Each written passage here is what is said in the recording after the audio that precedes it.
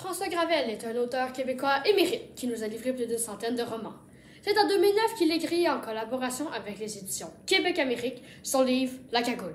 J'ai avec moi sa réédition de 2021 pour vous en faire la critique. Bienvenue au BookTube Show.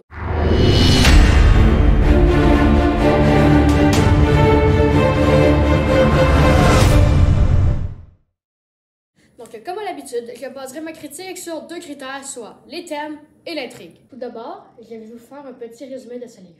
Dans La Cagoule, on suit l'histoire de Max, un jeune homme de 16 ans qui vit dans une grande pauvreté avec une mère toxicomane. Pour parvenir à joindre les deux bouts, il est obligé de se faire dealer de drogue pour le compte d'un homme nommé McDo. Un beau jour, il se fait malencontreusement arrêter par les forces de l'ordre et à son procès, la juge lui laisse deux choix. Soit il retourne vivre chez sa mère, soit il va dans un cadre de réhabilitation expérimentale. Maxime choisit directement le cas de réhabilitation. Cependant, une fois arrivé sur place, il se rend compte que ce n'est pas un cas ordinaire. Je vais maintenant passer à mon premier critère, soit les thèmes. Les thèmes de ce roman sont crédibles et adéquats.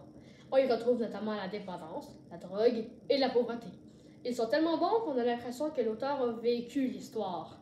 Pour moi, la crédibilité et le sérieux que les thèmes ajoutent au roman sont un énorme plus, car j'ai de la misère à lire les œuvres qui en manquent. Après le premier critère, le deuxième critère, soit l'intrigue. L'intrigue de ce roman est excellente parce qu'elle ne nous laisse jamais sur notre faim. En effet, au tout début de l'histoire, Max rencontre un personnage nommé le nazi.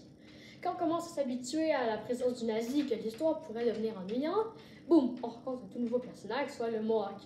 C'est pour ça que j'aime l'intrigue de ce roman, car il se passe toujours quelque chose. Et ça, j'adore ça parce que les romans où il se passe rien, je trouve ça particulièrement ennuyant. Donc, voilà pourquoi j'aime... Attendez. Quoi? Non. Quoi? Attendez. Désolée de cette interruption, mais on vient de m'informer qu'il faut que j'incorpore un troisième critère à mon BookTube. J'ai donc choisi les personnages. Les personnages de ce roman sont complexes et crédibles. Tenez, je vais vous donner un exemple avec le Mohawk. D'un côté, il est à moitié fou et dit un peu n'importe quoi. Je vais vous lire un extrait. Pica pica pic, oh pica pica pic, je suis le roi syllabus de Syllabie, prince des syllabes. Vous pouvez voir, c'est un peu n'importe quoi. Mais de l'autre côté, des fois, il dit des vraies phrases qui ont du sens. À la fin, vous allez voir, on va découvrir qu'est-ce qui en vient de tout ça.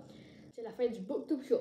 Tous ces trucs, la dépendance, la drogue et la pauvreté, me mènent à réfléchir à quel point je suis chanceux de vivre dans une famille aisée avec des parents qui sont bons avec moi.